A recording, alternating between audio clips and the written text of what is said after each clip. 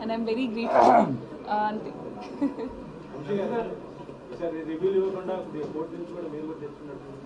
రివ్యూలకి ఏం తెచ్చుకోలేదు అంటే మేము ఆ కోర్టు నుంచి తెచ్చుకున్న ఆర్డర్ ఎవరిని ఆపడానికి ఎవరిని వాళ్ళ పని చేయకుండా చేయడానికి కాదు. సినిమా కొంతమందికి నచ్చుతుంది, కొంతమంది నచ్చదు. నచ్చకపోవడం అనేది మరి కొంచెం ఎటగారంగా ఇష్టం వచ్చినట్టు మాట్లాడి ఎవరిని హర్ట్ చేసి ఆర్టిస్ట్ని కానీ టెక్నీషియన్ కానీ అట్లా ఏదన్నా ఇష్టం వచ్చినట్టు రివ్యూ ఇస్తే వాళ్ళ మీద లీగల్గా మూవ్ అవడానికి తెచ్చుకున్న యాక్ట్ అది అంతే. అంతేగాని మీ పని ఎవరిది ఏ రివ్యూని ఆపమనలేదు, ఎవరిని ఏం చెయ్యొద్దని లేదు మేము.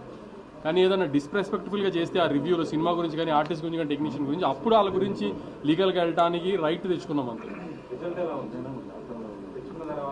ఏం ప్రాబ్లమే ఉంది.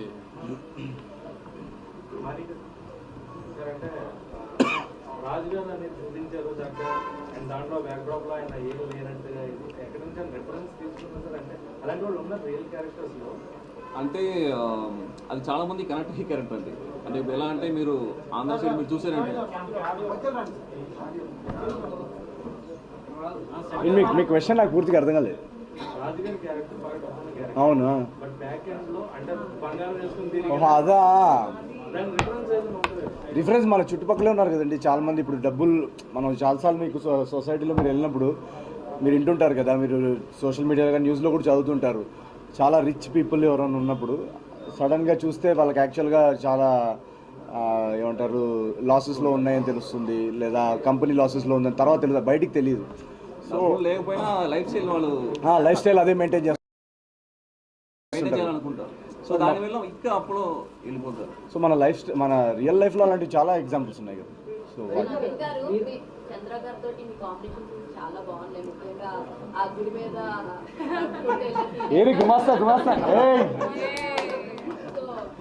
ఆ చేంజ్ ఓవర్ అన్నది కూడా చూపించారు లాస్ట్ లో. అసలు నడవరు కాలు కొని పెట్టిన ఆయన. సో అవన్నీ చేంజ్ ఓవర్స్ అన్ని బాగున్నాయి. మీ కాంబినేషన్ అది అంటే మీకు ప్రతిసారి మీరు వచ్చిన ప్రతిసారి మీ ఫ్రెండ్స్ గ్యాంగ్ చాలా హిలేరియస్ గా నవ్విస్తూ ఉంటారు. సో ఇది కొత్త ఫ్రెండ్స్ గ్యాంగ్ కదా, ఈ గ్యాంగ్ ఎలా? కరెక్ట్. సో నేను యాక్చువల్గా ఈ గుమాస్తా క్యారెక్టర్ రాసినప్పుడే ఇది ఎవరు ప్లే చేస్తే బాగుంటుందని చాలా అనుకున్నాం అనమాట మేమంతా.